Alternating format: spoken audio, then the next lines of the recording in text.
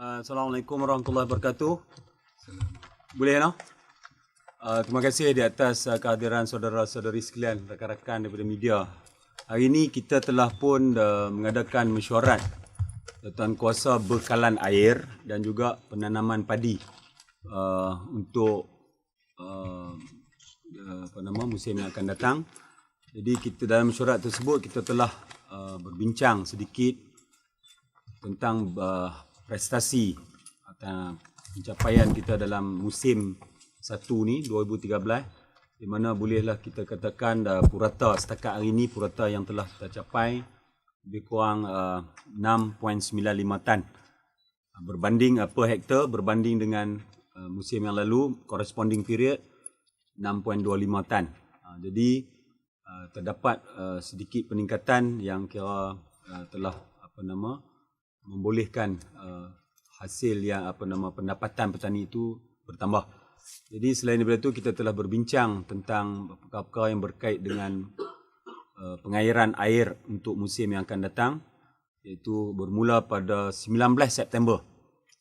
19 September lebih kurang dalam seminggu daripada sekarang ni kita akan mulakan pula musim 2 2013. Jadi dalam mesyuarat tersebut yang dihadiri oleh semua pengurusan kanan mada dan juga pengurusan peringkat wilayah dan kawasan serta kepimpinan peladang di peringkat PPK dan juga jawatan kuasa penyelaras pengurusi PPK seluruh kawasan mada ni bersetuju dengan jadual yang telah pun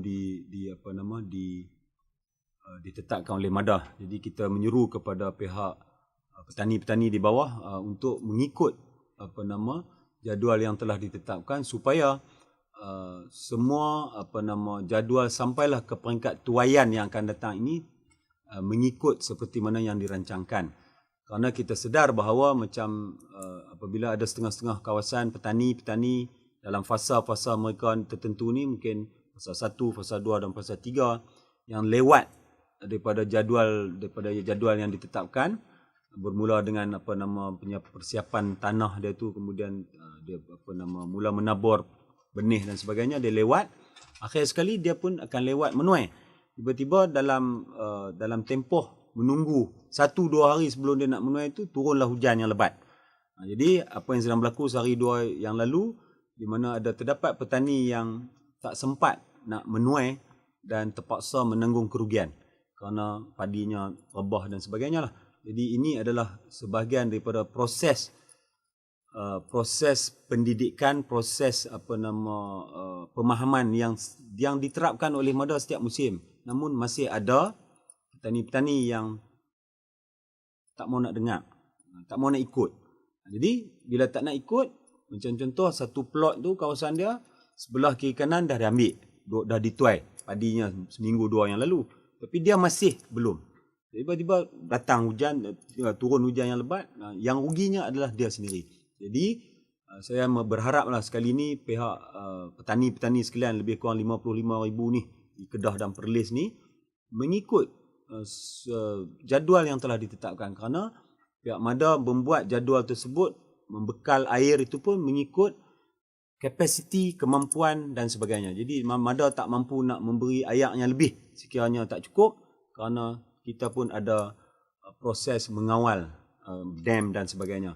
Jadi kita tak mau petani-petani ni buat cara lemah. Marilah kita sama-sama berubah mengikut kerja-kerja jadual yang telah ditetapkan, bukan untuk mengungkung siapa-siapa, tapi kerana mada sedar bahawa jadual yang ditetapkan ini akhir sekali akan memberi faedah kepada mereka-mereka yang mengikut jadual tersebut. Itulah inti peti mesyuaratnya lah. Jadi detailsnya saya minta saudara sekalian tolong ambil dalam saya punya press release ni lah, data dan sebagainya lah. No? So ada soalan-soalan tambahan lah untuk ditanya. Silakan. Okey. Kita minta kepada kementerian, tapi sehingga hari ini masih saya ingat belum lagi diputuskan, sebab dia melibatkan pemberhentian kerja-kerja padi ini 2 musim, dan kita cadangkan supaya ada sedikit pampasan lah. Tapi bagaimanapun sehingga kini kementerian masih belum putuskan benda tu lah Nutok. Sebahagian daripada bentukan infra dah ada. Dari segi infra, yes. Ni yang masalah pampasan tu. Sebab kita kata stop, you berhenti buat benda musim ni, 2 musim, tentulah dia ada kerugian kan. Jadi hak tu masih belum settle lah. Tapi yang infra is ongoing. Ongoing tapi belum selesai lah. Jadi kita melihat bahawa dalam Tanah Jerulis ni pun mencecah dekat 7,000 hektar tau padi tu. Dari segi ringgitnya memang tinggi. Kalau kita tak prepare benda tu, kita tak selesaikan benda tu, jangka panjang kita memang akan rugi. Tapi kerajaan melihat memang dia benda ni penting dan telah pun meluluskan peruntukan infra.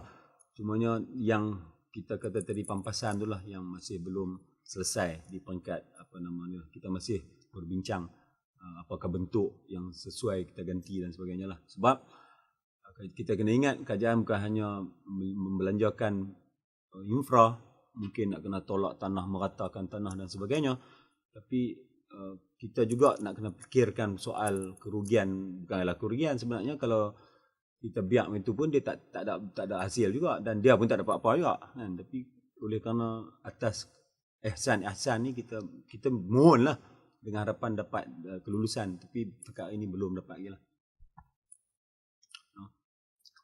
Okay. Ya. Okey, dia dari segi perosak ni, dia sebenar dalam industri padi, dia very dia panggil dynamic, dia variables dia cukup banyak. Makhluk perosak ni adalah salah satu perkara yang memang menjadi masalah, baik dari segi insektisidnya, baik dari segi kulatnya dan sebagainya lah.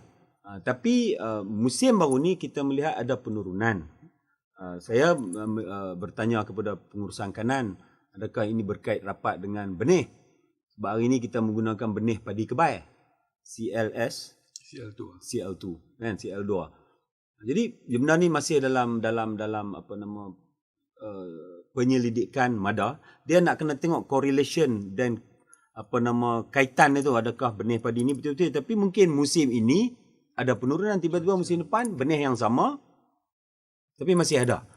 Itu sebab yang saya kata tadi kepada pemimpin peladang, industri padi ini memang menarik, seronok, dinamik, dia sentiasa berubah, variable dia banyak. Jadi kita lah contohnya bila ada sesuatu masalah, yang penting respon time daripada petani tu kena cepat. Bila kita ada satu-satu masalah, jangan duk tunggu dan lihat. Bila tunggu dan lihat itu sebab dia masa yang diambil pun, macam contoh serengga masalah serengga ni pun dalam masa 2-3 hari habis. Jadi petani itu mesti alert sentiasa. Jadi pihak MADA menggunakan sistem SMS blasting, memaklumkan kepada ketua-ketua unit, setiausaha unit dikesan penyakit-penyakit ni sedang menular, kata dikesan, baru dikesan mereka kesan, supaya depa alert apa tindakan, apakah benih, apakah jenis insektisid ataupun pesticide yang perlu, insektisid yang nak digunakan, pesticide jadi benda-benda ni lah. Jadi kita nak supaya hari ni petani tu dia sentiasa alert, dan kita nak supaya bila dia buat bendang, daripada dia tanam tu sampai tuai dia tu, dia sentiasa mengikuti perkembangan apa je yang berlaku dalam plot masing-masing. Dia tak maulah tiga-tiga kan tanam tinggal tuai ni, tak boleh lah. Inilah isu-isunya. Jadi saya menyerulah kepada petani supaya sentiasa sensitif dengan persekitaran, sensitif dengan isu-isu, supaya hasilnya tu akhir sekali memuaskan. Itu yang penting. Mengikut data-data ni semua memang nampak cukup menarik. Dari segi yield ada peningkatan, dari segi penyakit berkurangan, dari segi masalah-masalah pengairan kita tak ada masalah langsung. Mengikut ramalan-ramalan yang kita dapat, data-data yang kita dapat ni, kita mempunyai takungan air yang cukup untuk kita nak buat hatta sampai musim 1 2014 pun. Tapi kita sedar bahawa banyak faktor-faktor lain yang boleh menjadikan perancangan kita tu berubah. Tapi yang penting pada kita minta kepada petani, terutama petani lah, supaya ikut jadual yang telah ditetapkan, supaya variable lain tu tak boleh mengganggu hasil padi itu bila mai tuaian depa. Okay. then the rest ni you pick up ni lah, and then banyak lah benda-benda ni you can do some ni lah. No? Bagi letak ada bagi. Kita bagi kan, you can pick up and then apalah you can quote me lah, no, on this.